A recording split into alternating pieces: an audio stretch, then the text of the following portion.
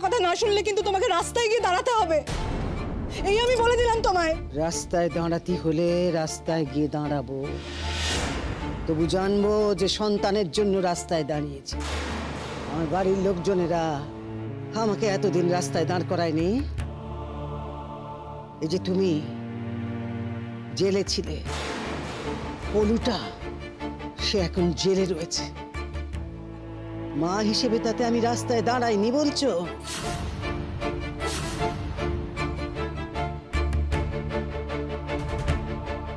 আমি জানতাম জানো মা, এই জন্যই আমি তোমাকে চোখে চোখে রাখতাম। আমি জানতাম যে তুমি যদি একবার এদের খপ্পরে গিয়ে পড়ো তাহলে তুমি পুরোপুরি বদলে যাবে। কারো খপ্পরে আমি পড়িনি, কারো পাল্লায় আমি পড়িনি, এতে বদলেরও কিছু নেই। আমার জামাইয়ের জীবন মরণ সমস্যা। আমার মেয়েটা সে রাস্তায় গান গেয়ে গেয়ে টাকা রোজগার করছে, আর আমি মা হয়ে এত বড় ঝাঁ চকচকে বাড়িতে বসে থাকবো, মাথায় করে রাখবো, বাড়ি মাথায় করে রেখে দেবো, মেয়ের বিপদে তার পাশে দাঁড়াবো নে? তাই তো আমি ভেবে দেখলুম তা হতে পারে না। আমি আজকে নিজের চোখে সব গিয়ে দেখে এসেছি, কিছুতেই হতে পারে না। আমি বাড়ি বন্ধক দেব। সবাই ভাবে আমার কাছে অনেক টাকা, কেউ বলে দিতে পারে কোথা থেকে টাকা এলো। আমার টাকা নেই, কিন্তু আমি বাড়ি বন্ধক দেব। বাড়ি বন্ধক দিলে টাকা পাওয়া যায়, আমি সেই টাকা দিয়ে আমার জামাইয়ের চিকিৎসা করাবো। আর সেই চিকিৎসার টাকায় ছেলেটা যদি সেরে ওঠে তাইলে আমার মেয়েটার মুখে হাসি ফুটবে। আমার মেয়েটা ভালো থাকলে, তার মুখে হাসি ফুটলে, তার শীতের সিঁদুর অক্ষয় হলে, তাতেই আমার শান্তি। আর কিছু চাইনি আমার। মা তুমি যখন বাড়ি বন্ধক রাখার সিদ্ধান্ত নিয়েই নিয়েছো তখন আমার তো কিছু বলার নেই। আমি এটুকুই বলতে চাই যে পলাশের জন্য তো এখন দামি উকিল লাগবে, খরচাও অনেক বেশি হবে। তোমার জামাইয়ের চিকিৎসার জন্য যত টাকা খরচা হবে হোক, তাতে আমার কোনো আপত্তি নেই, কিন্তু বাকি টাকা তুমি পলাশের জন্য খরচা করবে না। সেই টাকা তুমি ফেরত দেবে কি করে প্রতীক্ষা?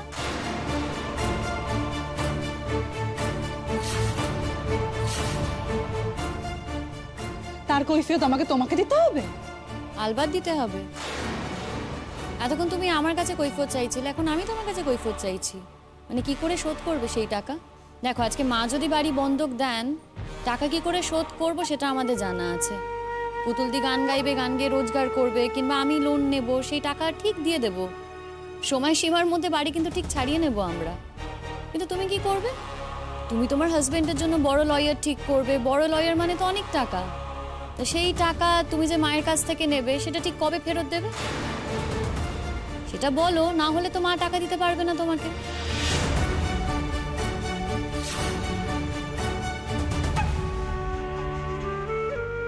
আর আমার কি মনে হয় জানো, পলাশ তো অন্যায় করেছে, তাই যে শাস্তিটা ও পাচ্ছে, সেই শাস্তিটা ওর পাওয়ার কথা। ওকে ছাড়ানোর কোনো মানেই হয় না। ঠিক কথা বলেছে, একদম ঠিক কথা বলেছে।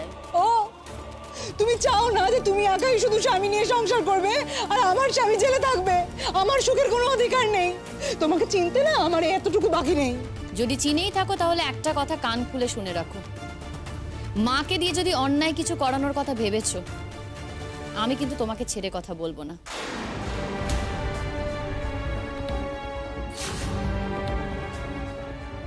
মনে রেখো। এই তুমি যে বলেছিলে এই বাড়ি ছেড়ে চলে যাবে, কবে যাবে? এখানে বসে থেকে মাকে দিয়ে নিজের সমস্ত সুখ সুবিধা আদায় করে নিয়ে আমার ক্ষতি করার চেষ্টা করছো। শোনো প্রতীক্ষা, আমরা যখন বলেছি এই বাড়ি ছেড়ে আমরা চলে যাব, আমরা চলে যাবই। কিন্তু আমরা চলে যাবার পরে তুমি আমার মায়ের সঙ্গে যা খুশি তাই করতে পারবে, এটা কিন্তু তুমি ভেবো না। কোথাও যাওয়া হবে না তোমাদের।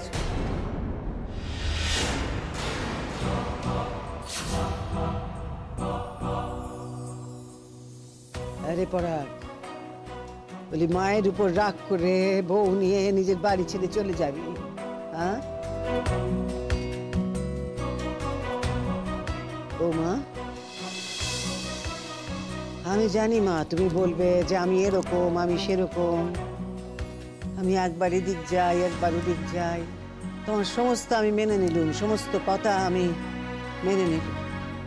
বলেছি না, মা হলি সব বুঝতে পারবে, এখন বুঝবে না। তবু আমি তোমার সমস্ত কথা মেনে নিচ্ছি, কিন্তু আমাকে ফেলে তুমি চলে যাবে মা? মা, আমাদের ঘরের ব্যবস্থা তো হয়েই গেছে, তোমাকে তো বললাম। কোথায় যাবে গো? নিজের বাড়ি নিজের ঘর ছেড়ে কোথায় যাবে? আমার ছেলে মেয়েদের কারো অভ্যেস নেই ভাড়া বাড়িতে থাকা, কোনোদিন তারা থাকেনি, তোমারও নেই। কোথায় যাবে তোমরা? কোথাও যাবে না বৌমা।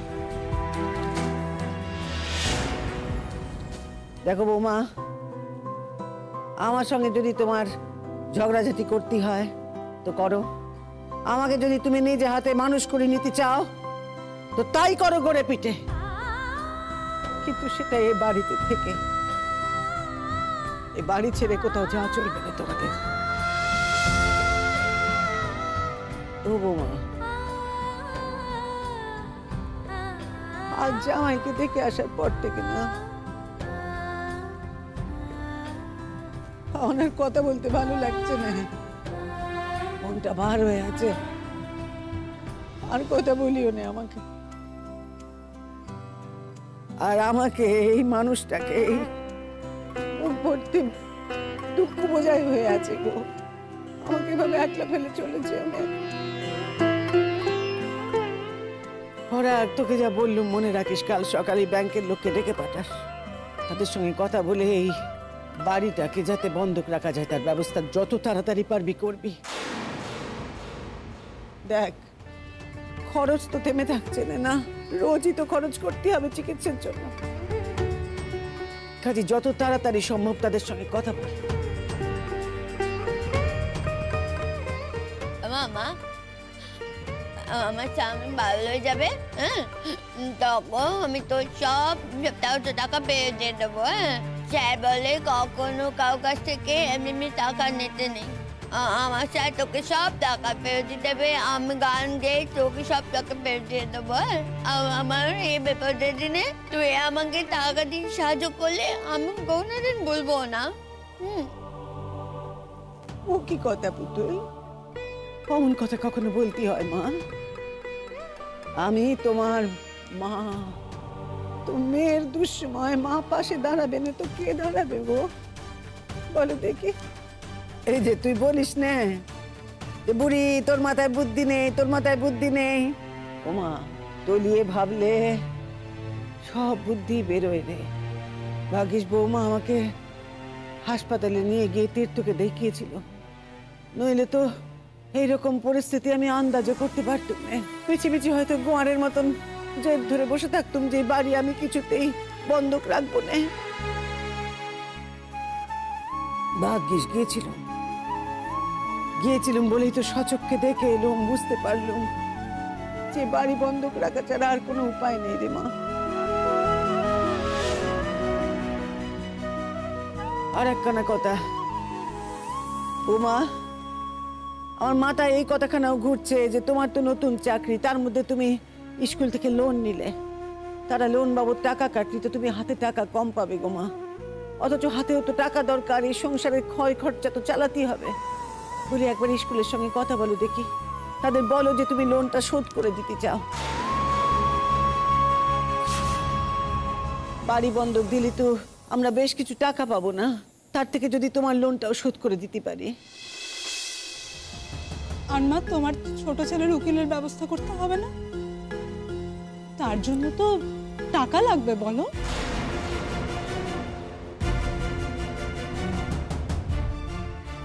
আমার মনে হয় আমার ছোট ছেলে পলুর জন্য উকিলের আর কোনো দরকার নেই।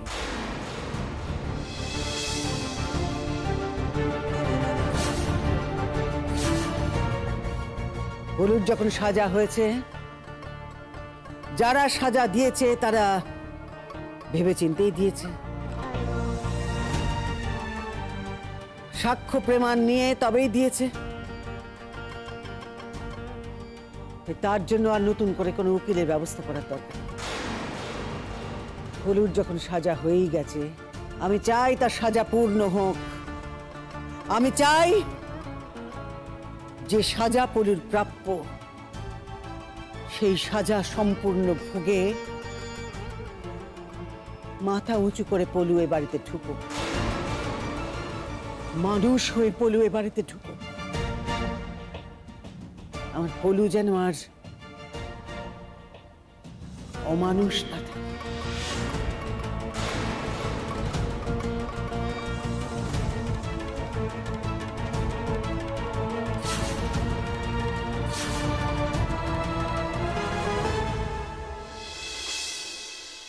বল কি রে, তোকে তো এতদিন কিছু বলিনি, কথাই হয়নি। আসলে ডিস্টার্বও করতে চাইনি, এটাও ঠিক কথা। কি ব্যাপার একটু বল দেখি খুলে। কি বলবো বলো তো, দেখো তীর্থদাকে তো নতুন হসপিটালে শিফট করা হয়েছে, কন্ডিশন তো খুব একটা ভালো না, টাকা পয়সা অনেক লাগছে। তবে জানো তো এর মধ্যে একটা ঘটনা ঘটেছে, পুতুল দি গান গেয়ে প্রায় 1 লাখ টাকা মতো জোগাড় করেছে। ওমা তাই নাকি? আর আমার শাশুড়ি মায়েরও না মনটা একটু গলেছে মনে হচ্ছে, জানো তো, বাড়ি বন্ধক রাখবে বলেছে মেয়ের কথা ভেবে। সে কি বাড়ি বন্ধক রাখবে? আরে দেখ না, আমিও ভাবছিলাম তোর কাছে যাব, একটা কথা বলার ছিল, কিন্তু আর একদিকে ভালোই হয়েছে বলো, মেয়ের দিকে তাকিয়ে মেয়ের কষ্টের কথা ভেবে অ্যাটলিস্ট তোর শাশুড়ির মনটা তো খুলেছে। হ্যাঁ তাই তো মনে হচ্ছে। তবে জানো তো এই বাড়ি বন্ধক রাখা নিয়ে না বাড়িতে খুব অশান্তি হচ্ছে। প্রতীক্ষাকে তো জানোই, আজকে পরাগকে বলেছে ব্যাংকে যাওয়ার জন্য, গিয়ে কথা বলার জন্য, কিন্তু টাকা পেতে তো সময় লাগবে, ইমিডিয়েটলি তো আর টাকা পয়সা পাবো না। ও সুচরিতা দি, बताओ ना কি বলবে বলছিলে না?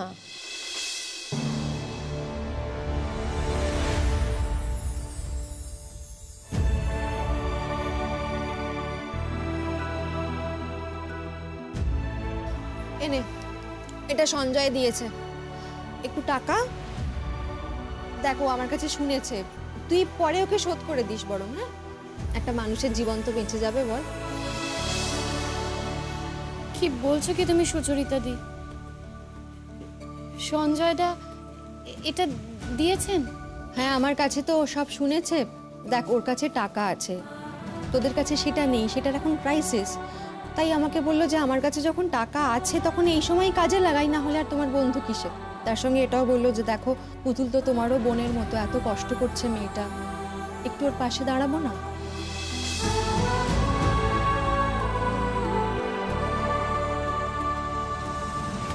ওমা, কাঁদছিস কেন বোকার মতো? কাঁদবে না সুচরিতা দি? কাঁদবেই তো। এই চরম বিপদের দিনে যে মানুষ পাশে এসে সাহারা দেয় সেই তো আসল মানুষ। জানো তো তীর্থদা খুব মানি মানুষ, কারোর কাছে সচরাচর হেল্প নিতে চায় না, তাও এটা।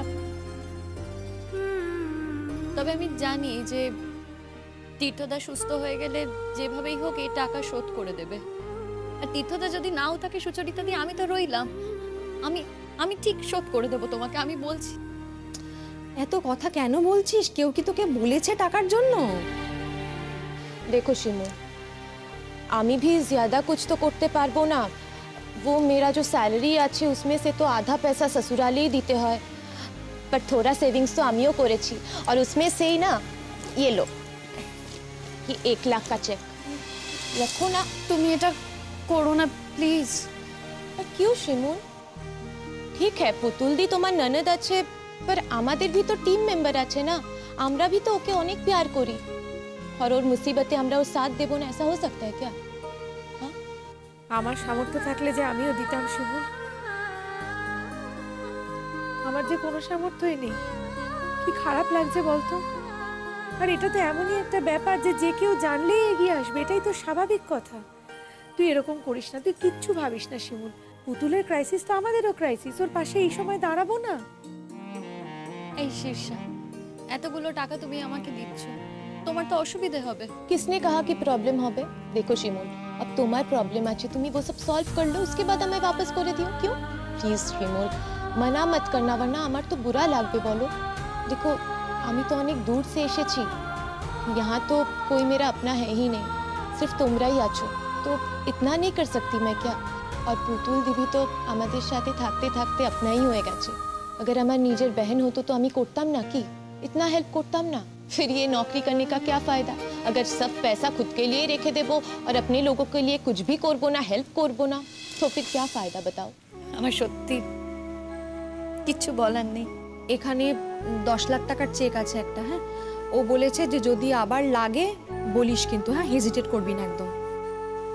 না না, আর লাগবে না, যথেষ্ট। দেখো আমরাও তো নিজেদের মতো করে জোগাড় করেছি, গয়নাগাটি যা আছে সব বন্ধক দিয়েছি, টাকা জোগাড় হয়ে যাবে, আর লাগবে না গো সুচরিতাদি। এই যে এতটা দিয়েছেন এই অনেক। মাকে তাহলে বলবো জানো তো বাড়িটা বন্ধক না দিতে। বুঝতেই তো পারছো তোমরা, বাড়ি বন্ধক দেওয়া নিয়ে নানা রকম কথা হচ্ছে। না না, একদম বারণ করে দে, বন্ধক বন্ধক দিসই না। দেখ ছাড়াতে গেলেও তো টাকা লাগবে, টাকা মজুত করতে হবে, কোথা থেকে পাবি? তুই এখন নতুন চাকরি জয়েন করেছিস, পর আগের চাকরি নেই, আর কাকিমার ওইটুকুনি পেনশন, তাই দিয়ে কি হয়? একদম বারণ করে দে বন্ধক দিতে। কি বলবো বলো, এসব দেখার পর আমার আর সত্যি বলার কিছু ক্ষমতা নেই। সঞ্জয় দাকে বলো আমি চিরকৃতজ্ঞ থাকবো। এইভাবে বোনের পাশে খারাপ সময় দাঁড়িয়েছে, নিজের লোকেরাই তো দাঁড়ায় না, সেখানে সঞ্জয় দা আমাকে চেনেই না, তাও আমার পাশে এইভাবে দাঁড়ালো। আচ্ছা ঠিক আছে, যখন দেখা হবে বলে দিস। পুতুলেরও এই সমস্যাটা একটু মিটে যাক, আমরা একদিন দেখা করব, মিট করব। আচ্ছা শোনো না, আমাদের বেড়াতে যাওয়ার প্ল্যানটা আর হচ্ছেই না, না তাহলে? না না দাঁড়াও না, হবে। শিমুল আগে একটু বাড়ির দিকটা সামলে নি, তারপর না হয় হবে। এত কিছুর মাঝখানে তোমারই খোঁজ খবর নেওয়া হয়নি। আছো কেমন তুমি? দূর, আমার আর কি খোঁজ খবর নেই। একটা চাকরি পেয়েছি এই ভাগ্যি, চাকরিটা করছি, কলকাতায় যাতায়াত করতে হচ্ছে, সেই তো বাপের বাড়িতেই থাকতে হচ্ছে। তবে কি, যেহেতু টাকা পয়সা দিয়ে থাকি তাই কেউ আর কিছু বলতেও পারে না, খারাপ ব্যবহারও করতে পারে না। আর ওই যে চন্দনের ওই মেয়েটা মাঝে মাঝেই ফোন করে আর খুব দেখতে চায় আমার। তুমি যাওনি তো? দেখ, কেউ যায় নাকি? যে বাড়ি, যে সংসার ফেলে একেবারে চলে এসেছি, সে বাড়ির দিকে আর ফিরেও তাকাবো ভেবেছিস? শুধু মাঝে মাঝে কথা বলি বাচ্চাটার সঙ্গে, ভালো লাগে। वही तो बच्चा ही আছে, ওর আর কি গলতি আছে? দোষ কারুরই নেই শীর্ষা, কাকে দোষ দেবো বলতো? দোষ হলো আমার কপালের, আর হ্যাঁ দোষ আমার। আমি একটা মানুষকে 100 ভাগেরও ওপরে যদি কিছু হয় সেভাবে বিশ্বাস করেছিলাম, তাহলে দোষটা তো আমারই। সেটা দোষের নয় বিপাশাদি, মানুষকে বিশ্বাস করাটা দোষের নয়, যে বিশ্বাস ভাঙে সেটা দোষের। আর তোমার বিশ্বাস ভাঙা হয়েছে, তাই তুমি কোনো দোষ করনি, সে দোষ করেছে। বাদ দাও এখন এসব কথা। এখন তো ভালো আছো তুমি? দেখ, ভালো আছি খারাপ আছি জানি না, যেটা হয়েছে সেটাকে তো মেনে নিতেই হবে। এখন কারোর জন্য আর ভাবনা চিন্তার ব্যাপার নেই, সংসারে কৌটো কাউটা নিয়ে রান্নাবাটি খেলার কোনো ব্যাপার নেই। এতদিন ধরে তো সেটা ছিল, যদিও মিথ্যে ছিল সবটাই। মিথ্যে সংসার সাজিয়েছিলাম, মিথ্যে রান্নাবাটি খেলেছিলাম, এখন সবটাই হলো হার্ড রিয়ালিটি, সবটাই আমাকে ফেস করতে হবে। এখন যদি কোনোদিন লেট করে অফিসে ঢুকি, বসের কাছে আমাকে বকা খেতে হবে, কথা শুনতে হবে নানান রকম। আবার যদি কোনোদিন খুব ভালো করে কাজ করি, তাহলে প্রশংসা পেতে হবে। চেষ্টা করছি লড়াইটুকু চালিয়ে যাওয়ার, একটু এক্সপিরিয়েন্স যদি গ্যাদার করে নিতে পারি তাহলে আর একটু বেটার জব পাবো। আর কম্পিউটারটা শিখছি, যদি কাজে লেগে যায়। সেটা খুব ভালো করেছো, সেটা খুব ভালো কথা। না করে তো কোনো উপায় নেই। জীবন যেভাবে ছুটিয়ে নিয়ে চলেছে তার সাথে আমাকে ছুটতে হচ্ছে, পাল্লা দিতে হচ্ছে, না হলে তো বাঁচতেই পারবো না, পিছিয়ে পড়বো অনেকটাই। এত বয়সে সে একটা কথা খুব ভালো বুঝতে পেরেছে, সমীর, নিজের জীবনে স্বাধীনভাবে নিজে কিছু করে নিজের খরচাটুকু চালিয়ে নিতে না পারার মধ্যে যে কি অসম্মান, কি অপমান আর কি ভয়ঙ্কর লজ্জা লুকিয়ে রয়েছে সে আর বলার নেই। এতদিন প্রয়োজন পড়েনি, বুঝিনি, এই বয়সে এসে সেটা আমাকে বুঝতেও হচ্ছে এবং বুঝে লড়াই করে সেটার সাথে চলতেও হচ্ছে। আর একটা জিনিস বুঝেছি। কি? দেখ, আমি যাকে ভালোবাসতাম সে যে আমাকে কোনোদিনও ভালোবাসেনি সেটা কিন্তু প্রমাণ হয়ে গেছে। অথচ তুই নিজে যাকে কোনোদিনও ভালোবাসিসনি, ভাবতেও পারিসনি, যে মানুষটা তোকে কোনোদিনও ভালোবাসেনি বরং কত অত্যাচার করেছে, সে মানুষটা আজকে তোকে কতটা ভালোবাসে বল। আর তুইও তো তাকে কত ভালোবাসিস। এটা কি কম বড় পাওয়া শিমুল? এটা বিরাট পাওয়া। অথচ আমাকে দেখ, আমি এতগুলো বছর ধরে জেনে এসেছি যে আমি আমার ভালোবাসার মানুষটার ভালোবাসায় পূর্ণ হয়ে রয়েছে, কিন্তু আমি তো ভুল। আমি যে কত বড় ভুল তা প্রমাণিত হয়ে গেছে। সমস্ত মিথ্যেটা খান খান হয়ে ভেঙে চুরে গেছে এবং সত্যিটা বেরিয়ে এসেছে ভিতর থেকে। তবে হ্যাঁ, জীবন এখন অনেক সহজ, অনেক সহজ। কারোর জন্য ভাবনা চিন্তার কোনো ব্যাপার নেই। নিজের মতো করে বাঁচো, নিজের মতো করে থাকো। আমার মন পাওয়ার জন্য অন্তত কাউকে কোনো মিথ্যে কথা বলতে হবে না, কোনো মিথ্যে ভান করতে হবে না, এটুকু বুঝে গেছি। তা তোমার শাশুড়ি খোঁজ খবর নেন না? হ্যাঁ, ওনার কি বক্তব্য বলো? ছাত্র তার আবার মুখ আছে নাকি রে আমার সঙ্গে কথা বলবে? কি কথা বলবে আমার সঙ্গে? ওই নাতনি যখন ফোন করে তখন ফোনটাকে কেড়ে নেয়, নিয়ে তার প্রচুর কথা। আমি বলি আমি ব্যস্ত আছি, আমি এখন কথা টথা বলতে পারবো না, কিন্তু শোনার তো পাত্রী নয়। একদিন বলছে আমি যাব তোমার সঙ্গে দেখা করতে। আমি বললাম না, আমি এখন ব্যস্ত থাকি, আমার অনেক কাজ থাকে, এখন আসলে আমি দেখা করতে পারবো না। তখন বলছে আমি তাহলে ছুটির দিন দেখে যাব। ছুটির দিনেও আমার নানান রকম কাজ থাকে, বাড়িতে তো কাজ থাকে নাকি? আমি একটা একা মানুষ বলে কি আমার কাজকর্ম থাকে না? আমি বললাম না, ছুটির দিনেও হবে না, আমি পারবো না দেখা করতে। আমার মনই উঠে গেছে কথা বলার। কি কথা বলবো আমি ওদের সাথে? তবে কি জানিস, একটা অদ্ভুত স্বাধীনতার স্বাদ পাচ্ছি। এই স্বাধীনতার বোধটাই ছিল না আগে। না মানে আমি একদমই বলছি না যে চন্দন আমাকে আটকে রাখতো, আটকে কিন্তু কোনোদিনই রাখেনি। সব কিছুতেই ছাড় ছিল, ফ্রিলি থাকতাম, কিন্তু এই রকমটা ঠিক নয়, এইটা নয়। এই যে কারোর জন্য কোনো ভাবনা চিন্তা নেই, কাউকে কোনো জবাবদিহি করার নেই, কোনো কমিটমেন্ট নেই, এও কিন্তু একটা জীবন, এটারও একটা আলাদা মজা আছে, এটারও একটা স্বাদ আছে।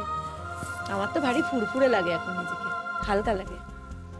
সত্যি কথা বলতে কি, এত ক্রাইসিসের মধ্যেও কিন্তু আমাদের মধ্যে শিমুল অনেকটা ভালো আছে। তুমি ভালো নেই সুচরিতা দি? কি করে আর বলি বলতো ভালো আছি। সঞ্জয়ের সঙ্গে সম্পর্কটা তো টুইঙ্কেল কিছুতে মেনেই নিতে পারছে না, কান্নাকাটি করছে, জেদ করছে, ওকে ওর বাবার জায়গায় কিছুতেই বসাতে পারছে না। আমি বুঝতে পারছি ও হয়তো সহজে পারবে না, কিন্তু আমি বা কি করি বলতো? কতদিন এরকম ভাবে সঞ্জয়কে অপেক্ষা করিয়ে রাখবো? ও দেশে ফিরে যাবে, আর কতদিন অপেক্ষা করবে আমার জন্য? আর ওই দূরে থাকলে তখন ফোনে কথা, এইভাবে কি আর সম্পর্ক থাকে? তারপর মেয়েটাও বড় হয়ে যাবে, তখন আরোই সেটেল করতে পারবো না। সেই জন্য বুঝতে পারছি না মানে আমি যে কি করব কি করব না, খুবই হেল্পলেস লাগছে। সঞ্জয় আমার দায়িত্ব নেয়, সব করে, কিন্তু আমি জানি না যে টুইঙ্কেল আদৌ ওকে মেনে নেবে কিনা।